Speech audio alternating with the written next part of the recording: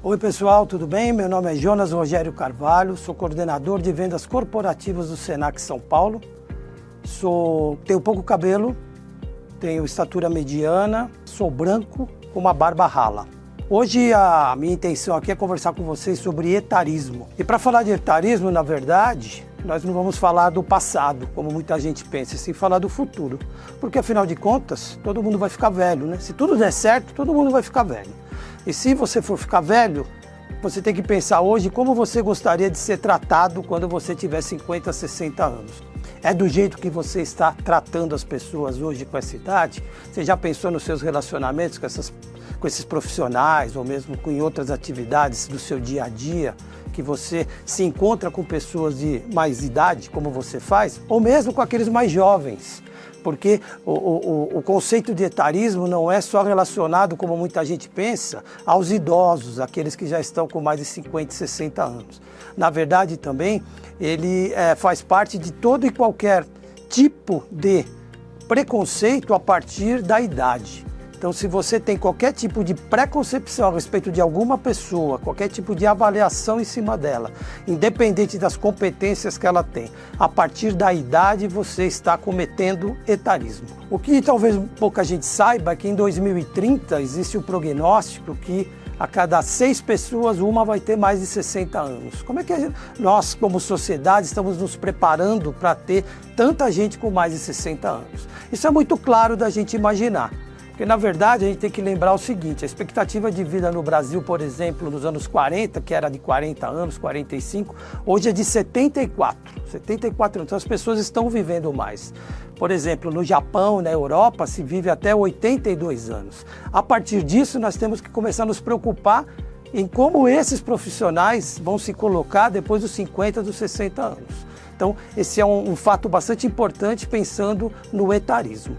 Um outro conceito interessante para a gente falar de etarismo e também comentar sobre outros conceitos em cima desse tema é o idadismo ou ageísmo, porque quando a gente pensa em etarismo, nós estamos falando de preconceito sobre a idade. Quando a gente fala de idadismo ou ageísmo, na verdade nós estamos falando de preconceito sobre os mais idosos. Ok, nós precisamos lembrar sempre que dentro do ambiente corporativo, do ambiente das empresas, é muito importante a gente levar sempre em conta o quê? O aprendizado. Então, a partir disso, nós sabemos que sempre que nós misturamos as idades, temos equipes com diversidade, não só de idade, mas também de raça, mas falando especificamente da idade, que é nosso tema aqui hoje, nós vamos ter o quê? Várias formas de aprendizado. Aqueles que são mais novos vão poder trazer experiências e competências diferenciadas para aqueles que têm mais experiências, assim como aqueles que têm mais experiência vão poder também trazer novidades e trazer situações realmente diferenciadas do seu dia a dia para esse aprendizado. O que nós sabemos é que equipes mais diversas aprendem mais rapidamente. É sempre bom pensar que nos ambientes corporativos, quanto mais diferenças entre as equipes tiver, melhor, principalmente quando a gente pensa em relação ao etarismo, em relação à idade. Então, ter profissionais mais jovens, com profissionais com mais idade, normalmente vai criar um ambiente melhor e criar um ambiente de mais aprendizado. É claro, sempre levando em conta o principal ativo das empresas, que é o respeito. Se a gente conseguir ter respeito e fazer os gestores terem condições de fazer com que as pessoas se conversem com respeito, sempre levando em conta os contraditórios de uma maneira que realmente sadia, que possa provocar aprendizado, isso vai ser muito bom para todo mundo. Trazendo alguns exemplos de etarismo, um deles muito famoso é assim, né? O que esse jovem vai trazer para mim para ele ser o meu gerente ou estar num cargo superior ao meu? Eu sei tudo dessa área, ele não vai me trazer nada. Ou, o outro lado também, né? O que esse sênior vai trazer aqui para mim, né? Esse profissional com muito mais experiência do que eu, mas ele não sabe nada da minha área, ele veio de outro mercado. Muitas vezes ele não sabe nada do que eu faço aqui. Nós temos aí 2 exemplos muito típicos, né, de etarismo, trazendo o quê? Esse preconceito em cima da idade. No tocante às estratégias a serem implementadas dentro das empresas para evitar ou diminuir o etarismo, uma das principais é desde a contratação. Você já contrata pessoas um pouco com 50 a mais e pessoas com 30 a menos ou 25 menos, para poder, a partir disso, ter uma equipe mais diversa. Isso ponto pacífico, que os estudos trazem que isso é muito importante. Acho que um outro ponto também de destaque que a gente pode colocar é que as chances sejam dadas para todos os funcionários que tenham competências para assumir cargos diferentes dentro da empresa, independente da idade.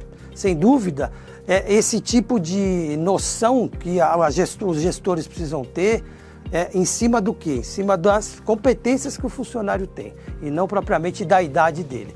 E a idade também não pode ser fator determinante para a gente contratar uma pessoa ou promover essa pessoa ou não. A gente tem que sempre pensar o quê? Nas competências que o cargo exige. Acho que é importante destacar também que o ambiente livre de etarismo ele vai trazer várias consequências positivas, né?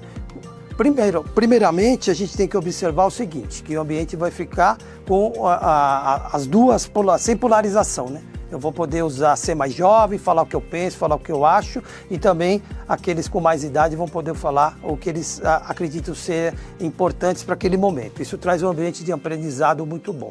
Um outro ponto importante é que todos vão se sentir valorizados independente da idade. Isso, sem dúvida, vai fazer com que a equipe se sinta cada vez mais motivada a alcançar os seus objetivos. Um outro sentido muito importante que eu vejo nesse momento e vale destacar é sobre a inovação. As equipes mais inovadoras são equipes que normalmente têm esse balance mais bem feito em cima das interações intergeracionais. Isso é muito importante para a gente pensar em como podemos destacar as pessoas com mais criatividade e trazê-las para o âmbito daqueles que têm mais experiência, e a partir disso nós fazemos o quê? Uma equipe extremamente inovadora do ponto de vista da busca sempre do melhor, do que a empresa precisa. Isso é muito importante. Acho que um ponto de destaque também, quando a gente pensa em equipes diversas, que algumas empresas, principalmente dentro da indústria farmacêutica, tem um exemplo bem recente, uma matéria que saiu recentemente sobre isso, que traz o quê? Que eles já querem alcançar 35% de funcionários com mais de 50 anos. Né? O porquê disso? Primeiro que estagiários e trainees estão cada vez mais difíceis de terem os talentos que eles precisam. E a partir disso, a busca desses talentos está ficando mais cara e com menos eficácia, com menos eficiência. A partir disso, trazendo funcionários com mais de 50 anos, eles podem ter a certeza de que as equipes vão ficar diversas e muito mais empenhadas naquilo que eles precisam buscar em termos de resultados. No fim das contas, o grande desafio é que daqui a alguns anos a gente não precise mais falar disso, que todas as gerações consigam interagir normalmente dentro do ambiente de trabalho. Isso vai ser bom para as empresas, isso vai ser bom para os ambientes, para a saúde mental de todos os funcionários, porque a melhor coisa que tem na vida é a gente sair de casa e trabalhar numa empresa onde a gente é respeitado, independente de qualquer coisa, principalmente da idade.